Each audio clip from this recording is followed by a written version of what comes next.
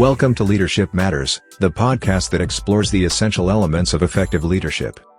Join us as we delve into the art and science of leadership, uncovering the strategies, insights, and stories that showcase why leadership truly matters. And now your host, Dr. Sharon H. Porter. Hello, and welcome to the Leadership Matters podcast. I'm your host, Dr. Sharon H. Porter, and I am excited to welcome my guest for this episode, Dr. Rhonda J. Roos. Dr. Roos is an educational expert, coaching principals, district leaders, and administrative teams in the ever-challenging work of leading schools. Dr. Roos has served in a diverse roles such as guidance counselor, English teacher, and district administrator. I want to welcome Dr. Rhonda J. Roos. Welcome, welcome, welcome. I thank you so much, Dr. Sharon, for having me with you today. I'm excited to talk to you. I'll learn as much from you, I know, as you will from me. But thank you so much for including me. Absolutely. And I truly am excited to have you as a guest. And as a lifelong educator, a former district administrator, principal coach, and currently elementary principal, I love your book, which we're going to get into a little later. But I just feel that, I appreciate the work that you're doing because it is necessary and it's definitely needed. So thank you for that. It's absolutely fun because Dr. Sharon, I was talking to my husband about this several years ago because he's in business and works with GE here in Louisville, Kentucky, or actually retired just a few months ago to do his own consulting. But I know that he received so much executive training from his business. And I thought, wow, it was just incredible, the professional development they did for those executives. And I thought, and it's not that refrigerators and things are not important, Sharon, but here we are working with children and students. And I'm not sure how your experience was, but the entire time that I was a principal, there was no executive coaching for us. Yeah. As we were trying to do that critical work. So I'm just thrilled to be able to do it. Absolutely. And so, I really want you to take us through your journey into educational leadership, because as I read before, you had many roles, counselor, English teacher. Can you take us through your journey to educational leadership? Certainly. And I guess my first statement would be, Sharon, I never, ever intended to be a principal. Never part of my plan at all. So I began as an English teacher, high school English teacher, and I absolutely adored that. And I think we all have former teachers that were very meaningful to us. That's what I had in high school. So I went on to just be an English teacher with a little bit of journalism thrown in. So after I taught for several years, I went back and did my master's in guidance counseling. And I loved and cherished that role. So I was in elementary for just a few years, and then middle school, and then a high school for the most part. And at that time, when I was a guidance counselor in a high school on the west side of Indianapolis in Avon, Indiana, my principal came to me at the time and said, "Hey, Rhonda, we want you to go to Butler there in Indianapolis. They had a 2-year experiential program to become a principal. And you did, Sharon, like 52 experiences. It was just a lovely program." But I said, "Yeah, no, thanks. I'm not interested, in being a principal. I think I'll just be a guidance counselor forevermore." Right. And they said, "Well, we'll look at this. We'll help you with some of the funding." And that's when I went, okay, all right. Because that would bump you up, of course, on the pay scale. So I thought, well, great, I'll try this, but I will never use it. I'll just go get the licensure, but I won't be a principal. Well, our family moved down in southern Indiana to a New Albany area. And I was not hired for the guidance counselor openings. And they said, "Will you be an assistant principal at the high school?" Thus began my journey. of being a principal. So I was at high school for a little while, and then the district asked if I would go to be the assistant principal at one of the middle schools. And as I look back on that time, I was there for 3 years and learned so much. I think the district was preparing me when the sister middle school opened up to go there. So it was a school of almost 1,000 kids, pretty diverse. We had, well, I know the school now is about 75, 76% on free and reduced lunch. So there was a lot of work to do there. And I spent a decade at Scribner Middle School there in New Albany, Indiana. And it's the highlight of my career, the years that I was there with that staff. So then I moved down quickly. I'll go through this. I moved down to central office, and the superintendent at the time did, I thought, a brilliant thing, Sharon. He had an assistant superintendent over our elementary schools, and then an assistant superintendent over just the middle schools. That was my role. And then we had an assistant soup over the high schools, right? And he was extremely serious about learning and about really aligning the learning as we move from elementary. So I spent years doing that with our middle school principals, and I loved that. And when I hit retirement age, just before I retired at 55, I went back and got my doctorate, because I thought, you know what, there's one thing I want answered for me. I want to know if what I was doing as a principal, is that what other principals were doing that were in schools with high poverty and high achievement. And so they were good enough to allow me to do qualitative research. So I went to visit schools in Indiana, middle schools. Sharon, as you know, there weren't very many of them, right, that had high poverty and high achievement. But that was a life-changing experience for me. They were doing most of the things that I had tried to do in my leadership, but they were doing them at an even deeper, more focused, more intentional way. So I spent years of my career wondering, am I doing what effective principals do? Am I doing that? And I thought, you know what? My friends, because once you've been a principal in the same area for so long, they had asked me to come and start sharing with their schools and districts. Hey, what'd you find out? What are people doing? Right? Thus began my consultant and my principal coaching. So it was scary to step out because I love my job in the district, but I thought I'm going to step out and just go share my story. And then, after a couple years, Solution Tree reached out and said, hey, we'd like to put this into a book. That was not easy for me, Sharon. That writing was a very strenuous task, but they were beautiful and the editors were wonderful there. And what we found, Sharon, I'll say this is, there are two sides to leadership. And the book really helped me to be clear with that. There's this side of being competent. And those are the 5 actions in the book. Do you know what you're doing to lead the building? Okay. But then there's this other side, like, okay, can you get people to do it? And it's those skills is what I call them, but it's the emotional intelligence. Can you build trust with your people? Are you good to your people? You know, do you hold them accountable? Do you make things clear for them? And sometimes, Sharon, I feel like we act like that's not as important as knowing the right things to do, you know, aligning your curriculum, blah, blah, blah. But these skills of knowing who your people are, every teacher, every instructional aide, knowing them, treating them with respect, giving them measurable goals, clarifying their work, being good to them, those skills are just as important, right, as the actions. Well, that was a long-winded answer, but that's how I ended up where I am. No, I absolutely love it because it's very similar. It's how I got into coaching actually through my dissertation.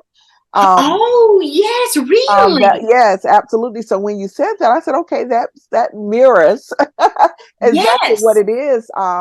My dissertation was on principal preparation and leadership development. And so I truly designed a principal coaching program and assistant principal program based off of my findings for my dissertation. Oh my goodness. And that's truly how it started for me. I started coaching for a school district, and I'm gonna tell you, I did that for 5 years. The last year, right before I stepped back and came back to the schoolhouse, I was receiving DMs, direct messages from assistant principals all over this country asking if they could join this program. And I'm like, it's only for my school district. Because, I would post about it, all Right. of this. Right, sure. And I had so many people saying, how can I get into this program? And it's literally school leaders from all across the country.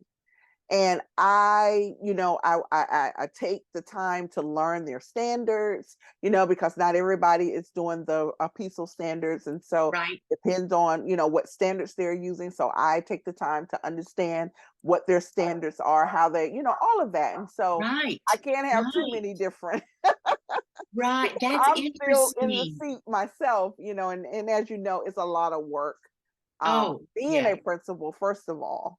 Yes. So, yeah. Gosh, Sharon, I don't even know how you're doing it, leading a building Yeah. and running the cohorts. Yeah. I only do 2 cohorts each Okay. year, and I take 5 Okay. principals. I love that. Yeah. Yeah, I take 5, and we Yeah. spend 5 months together. Yeah. We'll do like one of the actions and one of the skills I as love it. a group. And then I meet with them individually one-on-one where they can talk about the real stuff going on in the building. So yes, I've I only love done it. 2 because Yeah. you It's a want to lot. spend so much time with each one of them to work Exactly. through their I thing. love it. I love it. Right. That's awesome. So speaking of the principal role, how, or even school district leadership, because you've done that as well, how do you feel the role has evolved over the years? Oh my goodness. I'm going to give you my opinion, Sharon, and I feel like, goodness, let's see. I'm trying to think of what year I started actually teaching. Maybe 85. I started teaching English, and then you start observing your own principles, right? Uh, and they were just, schoolhouse managers way back then. And then, it's evolved into you are the lead learner of your building. And what I find now is I feel like it's more difficult to be a principal now, a highly effective principal, than ever in my career. So over these last 40 years, because these principals are trying to be, all about the core purpose of how are kids learning in my school, right? It's all about learning. But then you've got all these other things taking up your time. I call those the systems, right? And you might have 70, 80, 90 systems, to try to have those in place. And they're some of them are very simple systems like back to school night, registration, all those kinds of things. But then you've got, school safety, new teacher induction system. And what I found is principals are just running from one thing to the next, right? Depending on the month, we just run from this to this to this to this, and then we lose focus on what we're all about. And that's the way kids are learning. So I think I've watched the role move from just being a manager to being a true leader. But I will say, Sharon, I think our leaders are just absolutely overwhelmed. And since the pandemic, there have been a lot more emotional needs and behavioral needs, etc. So it's so heavy. I think it's it's the most important time, you know, even as a country, for us to have strong, open minded leaders for kids and their families. And I think that's key. It's not just the students. You have to be a wraparound for the families. I think Yes. that is so key. So key. So in your book, Deliberate and Courageous Principle, 10 Leadership Actions and Skills to Create High Achieving Schools. So in your opinion, what are the key qualities and skills that make an effective school principal? I'm going to start with a couple of these actions, okay, through that dissertation work of my own. But having the principal be a visionary leader, I think is key. I thought about that, Sharon, because you're all about vision and purpose, right? And so we're not talking about the vision of the school or the mission statement or the belief statements. Those are good and fine, but I'm going to set those off to the side. And I want to work for a principal who is a visionary, who she gets up in front of her staff, let's say at the beginning of each semester, and says, hey, everybody, here's where I see we can be in 90 days. At the end of this semester, right, we're going to move from this to this. This number of kids will be reading at grade level. Right here, we are at whatever the percentage is, and we're going to move to this. Whatever those dreams are, usually they're based on student learning. But for that leader to be visionary and motivate her staff is, I think, essential. And I don't see a whole lot of that. And I think sometimes principals are scared. And again, we're back to this. We haven't given them coaching and clarity that they deserve. So I think I would say a visionary leader, a leader that is able to give clarity to her staff, to her teachers, to say, okay, guys, this semester, at each grade level, at each department, let me be very, very clear. These are the most important learning targets, or whatever it might be. And Sharon, I don't know if you face this, but I think principals are sometimes afraid to be too clear with their staff. But what I have found in my experience is teachers really eat that up. They appreciate knowing, oh, I see where we're going. This is what you expect. And they just about kill themselves to achieve and work together and collaborate together. So I'm going to say a visionary who can really give clarity, who does what she says she's going to do so that she builds trust with her people. And then she holds people accountable. If she says in her vision, hey, these are the most important things, this is what I expect, then I would think she would also hold her people accountable, because those good, strong teachers in the building are watching to see if she does. And I think when the principal holds people accountable in a good, positive way, then the team will begin to hold each other accountable. That's what we're shooting for. I love it. Those are the first things that come to my mind, I think. I love that. In part 2 of your book, that's the essential skills part. I want to jump to chapter 10 because I thought that that was the one, turn inward. Yes. Can you talk a little bit about that? Because I thought that was so pivotal in what principals need to hear. Can you talk about turning inward? You know, Sharon, that touches me very much. I can only think of a couple of people that I've done podcasts with who ask about chapter 10. So I'm first of all touched that you ask about that chapter. That ending chapter, which is much shorter than the others, it's honestly just a personal sharing from me on what I did for self-care. You know, we hear so much now out there about take care of yourself. So I share in that chapter 3 things about really looking inside me. And so I share 3 things. One of those is journaling. And I started that probably back in 2009 and 10. And my journaling is not, focused, deliberate paragraph writing. It's bullet points. It's stuff I would have said to that parent if I'd only thought about it. And then I just write it all out. And then I use reflection questions like, Rhonda, where could you have been better this week? And I would write down those things. So getting that up and out of my being and onto paper, I just found it so helpful. So much so, Sharon, that when we do our new teacher induction meeting, now I mean in our school, not the district, I give every new teacher a journal. And I say, listen, every month, I'm going to give you a couple of writing prompts, write whatever comes to your head, and I'm going to read them now this first year. And then the journal is yours. And I'll write back to them in those journals so that they, I hope, can gain that experience of journaling to reflect on getting better. The second one I talk about in there is, I forget exactly what I call it, but I call it get quiet. Just sit in the silence. Some people will call that praying. Mine turned into trying to learn to meditate quietly. And daggone, it's been over a decade, Sharon, I'm getting pretty good. But just getting quiet. Now I do that daily. Back then, though, it would maybe twice a week, right? Just to sit and get quiet. Sharon, I did not do that as a leader very often. So I had read about that. I had a friend that shared her experience with it.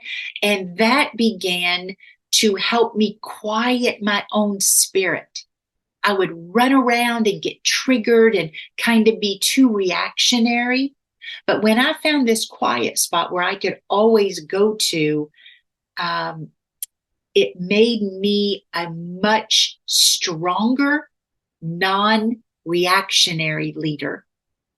So I had on there journaling, meditating, getting quiet. And my third one was go talk to a trusted colleague. And I think the difficult part here is finding a colleague that you can trust with everything in you. Because I mean the person where you say everything, because it's hard. You can't do that to a partner or a spouse they don't truly understand what it's like inside a school. So I had a dear friend at the high school, and I was the principal at the middle school. And I knew, Sharon, I could tell her anything and she would hold it and protect me. And she cared enough about me to tell me when I was off base. She cared enough to say, I think you're wrong on this one now. And so she'd make me rethink it, and I would think of other options and ways to go. So I sincerely do think being a principal is one of the toughest jobs out there. And I also think it's one of the most critical. We don't pay people the way that we should for this important work. But I wanted to close the book out with, I don't know if these three things will help you or not, but they certainly did help me in my journey. That's what chapter 10 was all about. I love it. Absolutely love it. Thank you for going into that. I appreciate that. And Sharon, I'll add this. At the end of my very first year, maybe after 3 quarters, I had written a letter to my superintendent saying, thank you, but I will go back and be a guidance counselor now because this is much harder than I thought, right? Oh, yes. Yeah. Oh, my goodness. Oh, yes. It was about then that I started finding these reflective pieces. And sincerely, while I was trying to build all the systems to make the school run efficiently and be all about learning, those things in chapter 10 are what helped me. And I'll add this, Sharon. Chapter 9 is the chapter that most school districts will ask me to come and speak about. Chapter 9 is how well do you as the principal lean positive, right? I hate to admit this about myself, but I do think, Sharon, I can lean negative. I can always, lean toward the mean things people said, and I can perseverate on those. So I was looking for some tools to help me lean positive. Okay. So in the book, there are 6 different tools. These are legit. These are things that through my reading, I found. One of them was Sean Akers' book, The Happiness Advantage. And a couple of the tools are from there. And I thought, I'm going to start practicing these. Mm-hmm. So my editors at Solution Tree said, listen, Rhonda, we won't leave all 6 of these in there. We only want 2 or 3. But when we send them out to principals, we'll see which ones they like the best. And Sharon, they left them all 6 in there.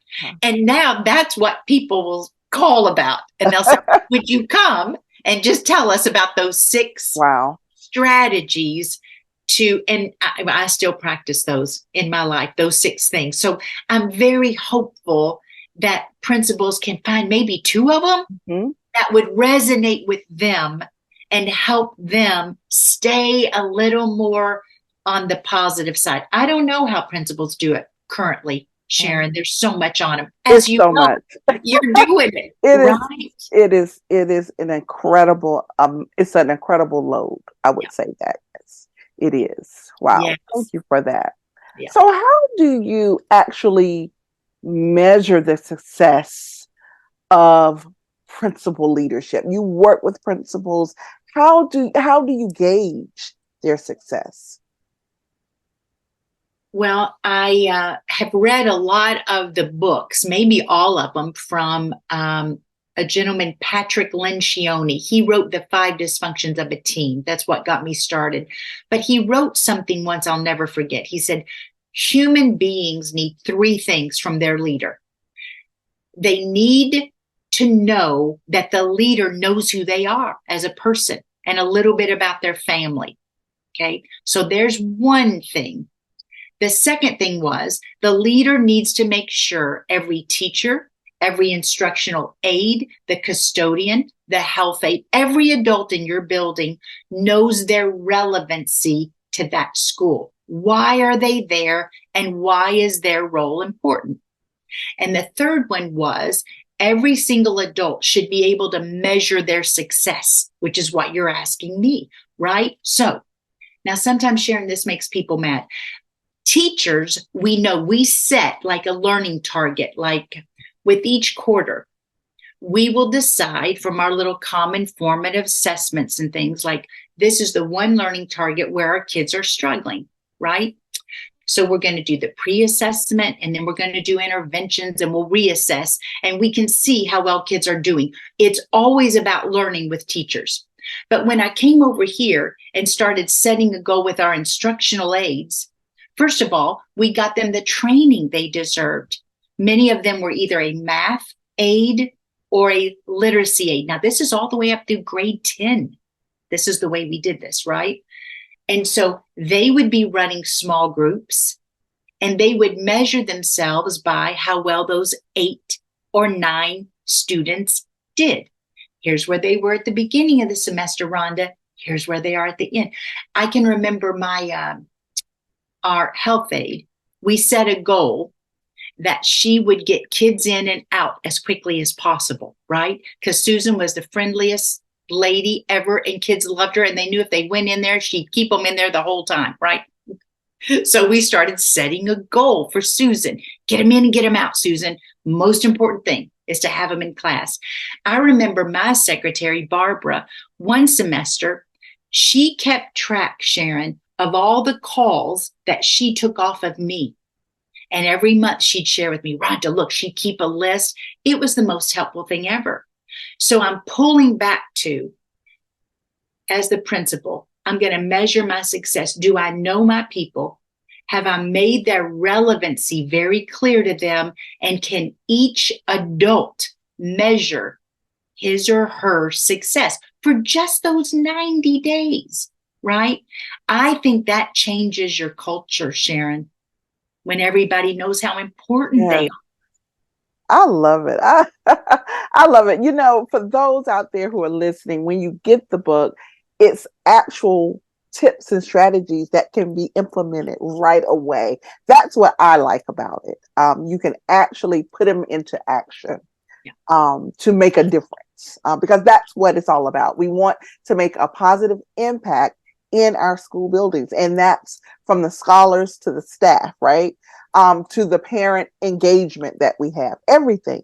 We want it to be a positive impact. And that's what I love about that. So let's talk a little bit about aspiring principals, because that's really where my work started with coaching, is working with those assistant principals, because for a very long time, APs or VPs, vice principals, depending on what your district calls it, they were literally left out of the coaching loop. You know, principals, there was some training there. Assistant principals was non-existent. Probably the last 10 to 15 years we've now beginning, especially with the work of the Wallace Foundation and things of that nature, we begin to see more emphasis and more focus on assistant principals and preparing them to lead, right? So I'm very big on that. So what do you see in the future, especially with all the work that you've done for principal leadership in preparing our leaders to now be a school leader?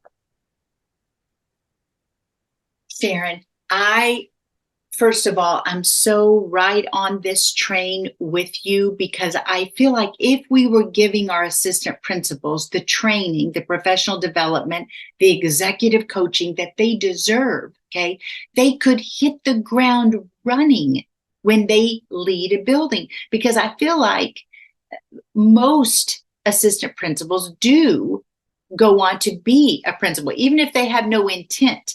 Many times they end up in that seat as the principal.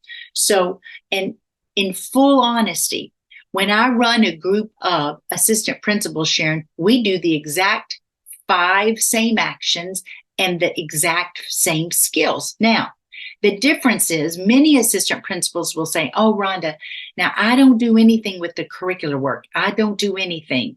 I'm revolving around these other systems, behavior, PBIS, whatever it might be. I run the lunchroom, the cafeteria, the buses, right? School safety. They'll list all of those. So my encouragement to them is this: go to your principal and say, hey, do you mind if I help out in one curricular area? Usually it's where they have their teaching license, right? If it's PE and health, great. Let's start right there, because the book will talk about some very clear steps of, hey, what do we teach in this quarter? How do we know if kids got it or not? Is there a little assessment? And then what are we doing for kids that did not get it, right? So I encourage the assistant principals to go to their principals and ask to help in one of these areas. Start doing observations and evaluations in that one area. And also, Sharon, sometimes we leave our assistant principals totally out of any literacy training that we do and any of our conceptual math training. So I really encourage them, get every bit of that training under your belt and build your foundation as a leader who's going to be about learning, because you can be about learning right now as an AP. I love it. I tell you, it's so much more. I just encourage all of assistant principals, new principals, principals that's been in the field for years to really get the book, read it, and even give it as a gift. That's one of my things. I love giving educational leadership books as gifts, right? I love it. So can you tell everyone how they can connect with you, how they can purchase the book, and where they can follow you? Yes.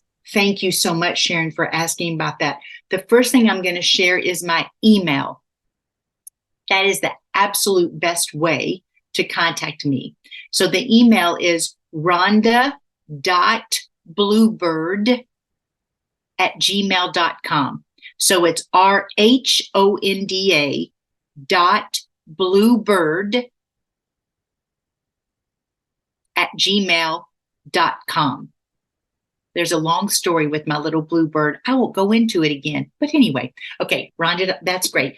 There's RhondaRose.com is my website. So you can go on there. It'll tell you a little bit about the book. But let me say this. For any principal who's interested in purchasing the book, which would mean the world to me, then of course it's on sale at Solution Tree, but you can also go to Amazon. And I think sometimes it'll be a little bit cheaper there at Amazon.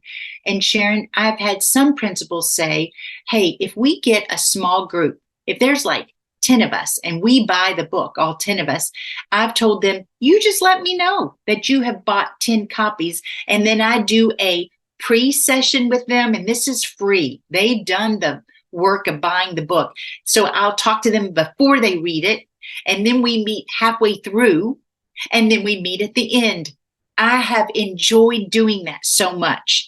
So anybody can just email me to let me know, hey, I've got a little group of 10. Would you meet with us in our district? Happy to do that. If people are interested in being in that cohort that you and I talked about, just email me.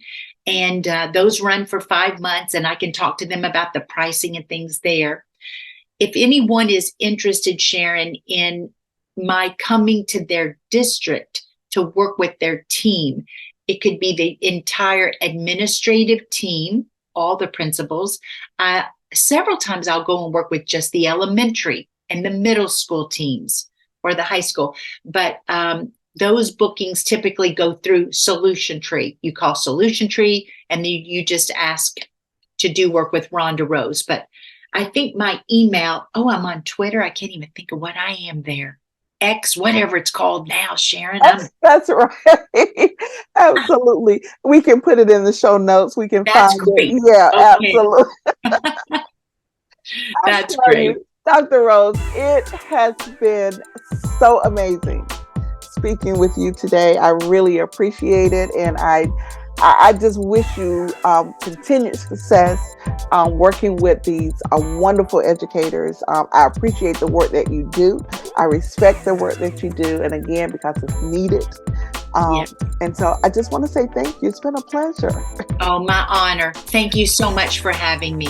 Absolutely. And to my audience, thank you so much for joining us for another episode. And I truly hope that our discussion today has provided you with valuable information that you can really be inspired to enhance your leadership journey. As we wrap up today's conversation, remember that leadership is not just about title.